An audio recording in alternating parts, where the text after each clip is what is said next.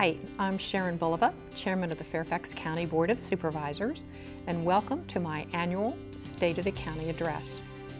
We're going to do something a little different this year. They say a picture is worth 1,000 words, and so I'm going to take you on a tour so that you can see for yourself. As you will see, a lot has been going on in Fairfax, and a lot will be happening in the coming months. So sit back and relax, make yourself comfortable as we visit our first site, Tyson's Corner. Actually, we're just calling it Tyson's now. Today, Fairfax County has a population of over 1.1 million people, a number larger than that of 7 states. Most of the county was originally developed throughout the 50s, the 60s, 70s, and 80s. Early Tyson's, originally known as Peach Grove, was little more than a rural crossroads flanked by country stores. In 1962, the Board of Supervisors approved the current Tyson's Corner Shopping Center, and the area began its ascent into one of the most successful business districts in the nation. In fact, it is currently the 12th largest business district in the United States. Tyson's is also famous for its traffic congestion and environmental challenges, as thousands of people drive in and out to jobs and shopping daily. Office buildings are surrounded by seas of asphalt parking lots, and it's almost impossible for people to cross its wide, busy streets. Fairfax County's future is in redevelopment. As Fairfax continues to mature, it's important that we accommodate our future growth and existing population in ways that make it easier for people and residents and workers to live, work, and play without always needing to get behind the wheel of a car. Aging commercial centers near mass transit, like Tyson's, present especially valuable opportunities for attractive, transit-oriented, mixed-use revitalization. Many of the planning principles you will hear about in Tyson's also apply to other redevelopment and revitalization areas of the county. In June 2010, the Board of Supervisors adopted a bold new comprehensive plan for Tyson's. The vision is for a new, vibrant, mixed-use urban center, increasing our residential population from 17,000 to 100,000, and doubling the number of jobs to 200,000 by 2050. The very morning after the new Tyson's plan was adopted, 17 rezoning requests were filed with the county. With improved land use patterns, lots of parks, and enhanced environmental protection, the new Tyson's will not only be an exciting place to live, but will facilitate stormwater runoff similar to forested conditions. Integral to the plan are 4 new Silver Line Metro Rail stations, around which the densest development will be oriented. We are standing across from the Tyson's Corner Metro Station, which, along with the rest of Phase 1 of the rail project, is nearing completion. We expect the Silver Line will be serving passengers with service from East Falls Church to Wheelie Avenue before the end of this year. Construction of Phase 2 of the Silver Line will begin later this year. Phase 2 begins at Wheelie Avenue in Reston and will take passengers all the way to Dulles Airport and into Loudoun County. Completion is expected by 2018. As landowners seek to rezone their property to realize the vision of Tyson's, projects closest to the new stations are considered a high priority. Cap 1 headquarters is one of the 4 applications that have already been approved by the Board of Supervisors. 16 more applications are working their way through the pipeline. The Cap 1 rezoning project will frame the existing 14-story headquarters building with a mix of high-rise office, residential, and hotel buildings within easy walking distance to the Tyson's East Metro Rail station.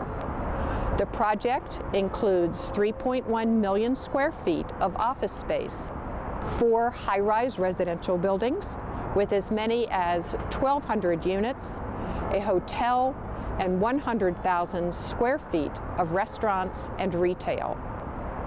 Cap One also agreed to build a 30,000 square foot community center with an indoor basketball court, community rooms, and parking. The vision and plan for Tysons has a 40-year horizon. Just recently, the Board of Supervisors approved a strategy and several funding mechanisms that will pay for transportation improvements, in addition to the Silver Line, that will be needed to support future growth in Tysons into the 2050s. These improvements include a grid of streets within Tysons, a circulator bus system, and a network of bike and pedestrian facilities.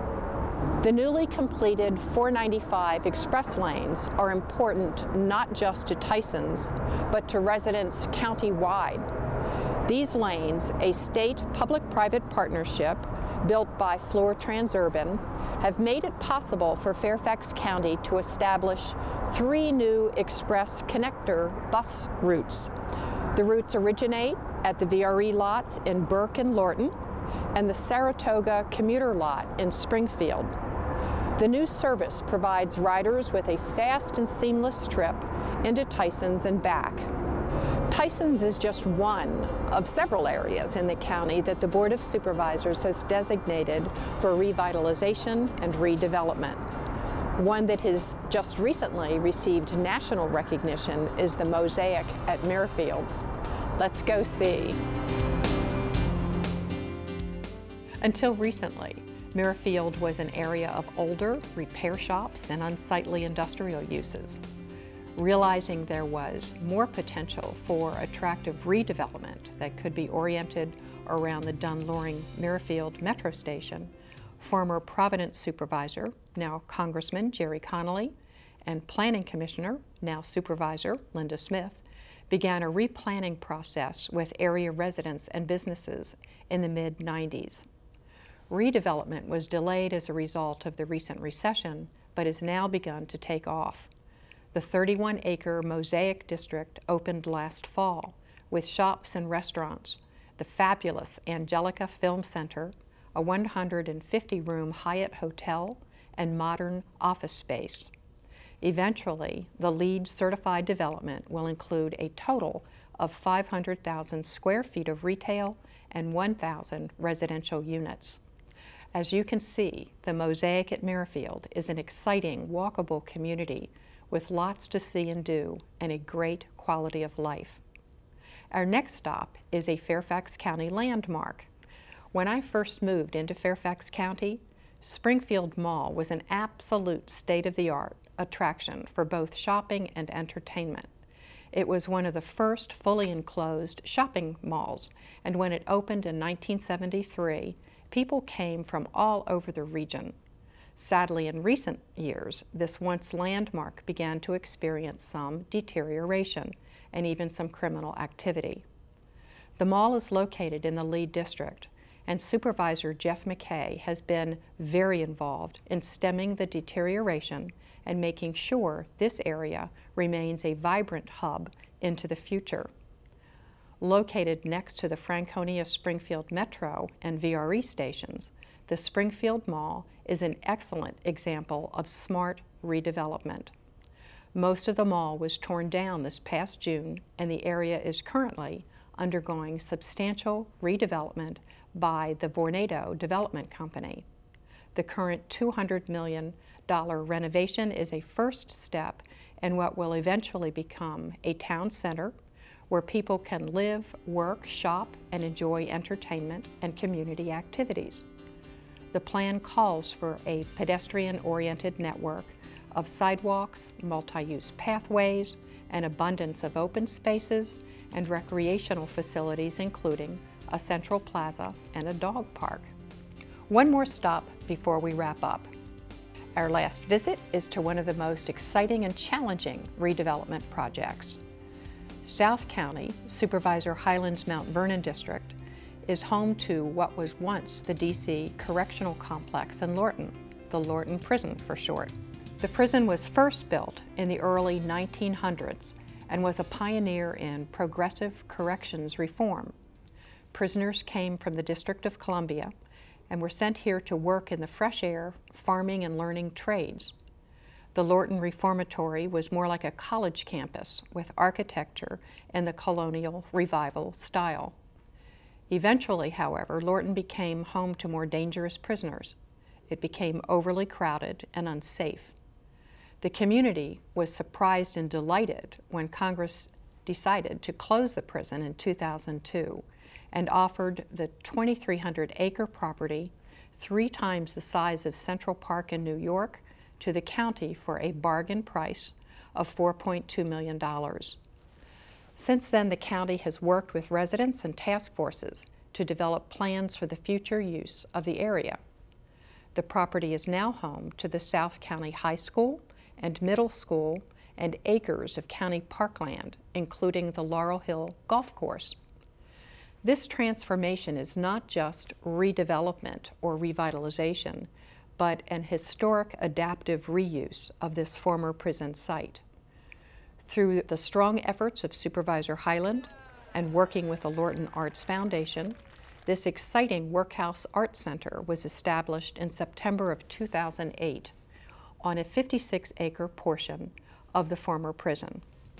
Activities here at the Workhouse include artists' galleries and demonstrations, concerts, and live performances. It's one of my favorite places to buy original art.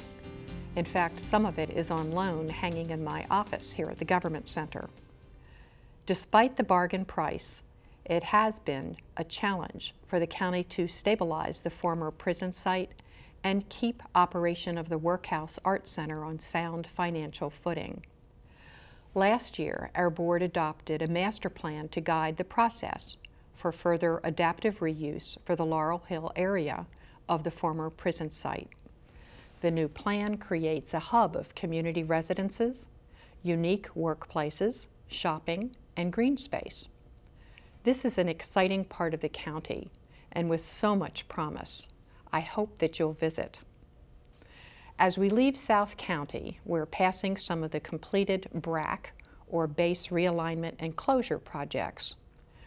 Addressing the dramatic changes associated with BRAC has required a strong collaborative partnership between the Fairfax County Board and Fort Belvoir. The beautiful new Fort Belvoir Community Hospital on Richmond Highway offers the latest in medical treatment and technology. Thanks to Congressman Jim Moran, we have received $180 million in funding to widen and improve Richmond Highway in this area, a 3.4-mile stretch from Telegraph Road to Mount Vernon Memorial Highway. Hopefully, by the end of this year, we will see construction underway. In Springfield, the new National Geospatial Intelligence Agency, or NGA building, looks like an enormous cruise ship rising out of the woods as we drive past on the Fairfax County Parkway. The NGA, a unique agency dedicated to intelligence and combat support to the Department of Defense, was previously headquartered in Bethesda, before BRAC consolidated many of its regional activities into this 2.3 million square foot campus on Fort Belvoir's North Post. It is the 3rd largest government building in the Washington metropolitan area, and its atrium is spacious enough to hold the entire Statue of Liberty. Thanks to federal stimulus dollars, Fairfax County was able to complete the last link of the Fairfax County Parkway in September 2010, just in time for the opening of this impressive facility, which employs about 8,500 employees. I hope you've enjoyed the tour. As I said at the beginning of this program, a lot is going on in Fairfax County. Despite significant challenges caused by the Great Recession, Fairfax County is recovering more successfully than most other jurisdictions in the region, if not the nation. Our award-winning Fairfax County Economic Development Authority promotes Fairfax County as one of the world's best business locations, bringing new opportunities for employment, business growth, and tax dollars. The county is also home to 10 Fortune 500 companies. 5 of these have relocated within the past 4 years. Consumer confidence is rising, and the number of foreclosures is falling. Home sales are up, and unemployment is down below 4%, a figure well below the national average of nearly 8%. While we are not yet out of the woods from the impacts of the recession, clearly we're on the right track. During the months ahead, despite the positive signs of recovery, we will once again be struggling with a challenging budget situation. Projected revenues, especially on the commercial side, are essentially flat. Recovery is very much affected by the actions or inaction on Capitol Hill. At our board meeting on the 26th of February, County Executive Ed Long will release his advertised budget for fiscal years 2014 and 2015. You will be able to watch his presentation live on Cable Channel 16 or through live streaming, or you can watch the replay anytime through video on demand. Adopting a budget is the most important thing the board does every year. When we adopt the budget, we are investing in our community's priorities: a quality educational system, safe streets and neighborhoods, and compassionate human services. It is important that the community is at the table when budget choices are being considered. There will be considerable opportunity for you to participate in this critical process. You can find out about budget community meetings and forums by going to the county website. I will also keep you up to date through my monthly newsletter, the Bulova Byline. If you aren't already signed up, I hope you will sign up soon. In closing, thanks for joining me for this State of the County address and tour. An informed and engaged constituency is a well-served constituency. I look forward to continuing to work with you as we make sure Fairfax County continues to be the great place it is to live, work, play, raise a family, and grow older comfortably. Thank you so much.